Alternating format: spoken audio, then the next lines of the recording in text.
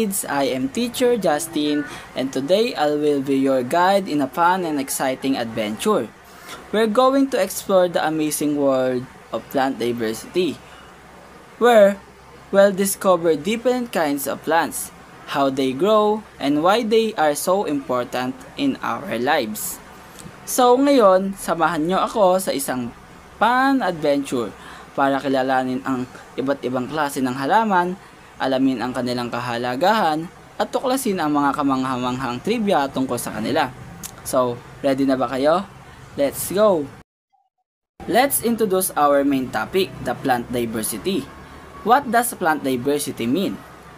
Plant diversity refers to the variety of different plants found on Earth. Plants differ in shape, size, colors, and structure, but all play an important role in life because they give us oxygen, foods, medicine, shelter, and also beauty. Mga bata, hindi lahat ng halaman ay magkakapareho ha. May mga halaman na simple lang ang anyo at meron din namang mas komplikado at mas advanced. Para mas maintindihan natin, hinati ng mga siyentipiko ang mga halaman sa dalawang grupo. First is the Thallophyta, the simple plants. Ang mga simpleng halaman na madalas ay nakatira sa tubig. Second is the Embryophyta, the more advanced land plants. Ang mga halaman na mas level up na nakatira sa lupa.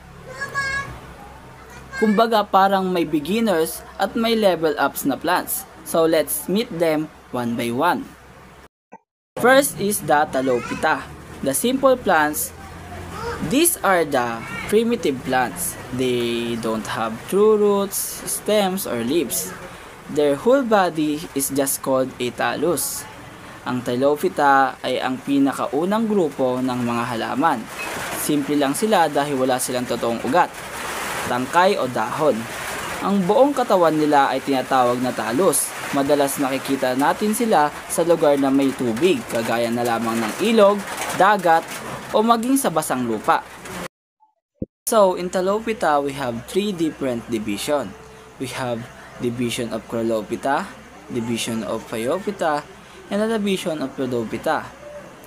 The first one is the green algae, division of Rhodophyta. They live mostly in fresh water, but some live in the ocean or even on moist land. So, they are green because they have chlorophyll A and B, just like the land plants. Some are unicellular or one-celled, like Chlorella, while others are multicellular, like Ulva or the sea lettuce.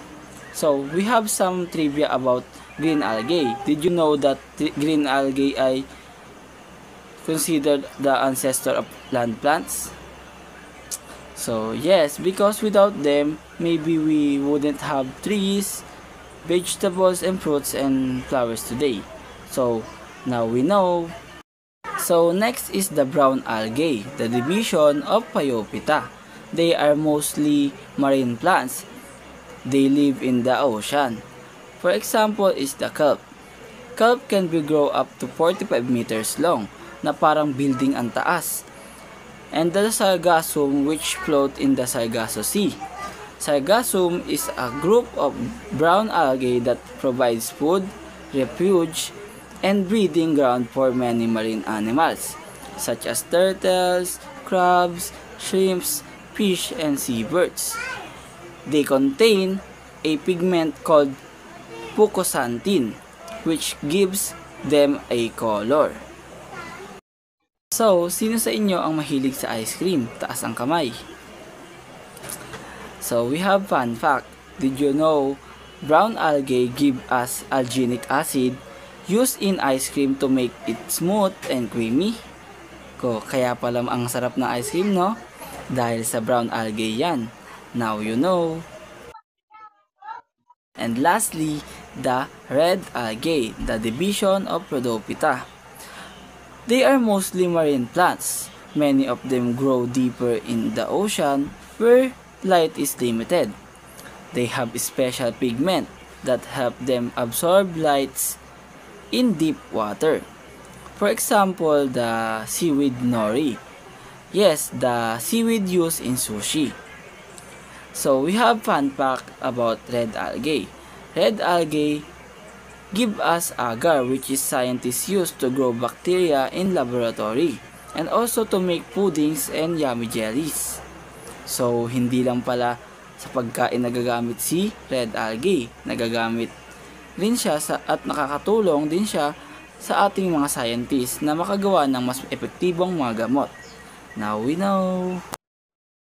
Another group of plants is called Embryophyta, the land plants. They are the upgraded land plants. These are the plants that made the big move to live on land. They protect their embryos inside the female organs. That's why we call them embryophytes. So the Embryophyta has two different divisions, which is the non-vascular and the vascular plant. So today, we only tackle the non-vascular plants. Non-vascular plants, or the bryophytes, they are small plants that need moist places to grow because they don't have vascular tissues to transport water. First is the liverworts, or the Hepatiaceae. For example, the plant called Marchantia plant. They look like flat green leaves close to the ground. The name came from the old belief that they could cure liver diseases. Next is the hornworts, the Anticeratophyta. The Anticeros plant, they have thin horn-shaped structure that keep growing. Hornwort kasi mukha silang sungay. Last is the mosses or musky. For example, the plant Funaria, or the most you see the damp walls and rocks. They look like tiny green forests. They don't have real roots, but they have rhizoid. They used to absorb nutrients and water like real roots. I have trivia about mosses. In some cold countries, people use mosses as a natural bandages in their wounds during their wars because they absorb water and they help stop bleeding. So, kids, let's remember, the Lophyta are the simple plant such as green, brown, and red algae. And the Embryophytas is the upgraded land plants including biophytes, liverworts, hornworts, and mosses. Plant may look different, but all of them are very important. They give us food, oxygen, and even product we use daily, like as ice cream, sushi, and medicine. I hope you enjoy our journey into the world of plants today. Remember, the next time you see moss, seaweed, or even your garden plants, think about how diverse and amazing plants are. Salamat mga bata, and see you next time. Bye!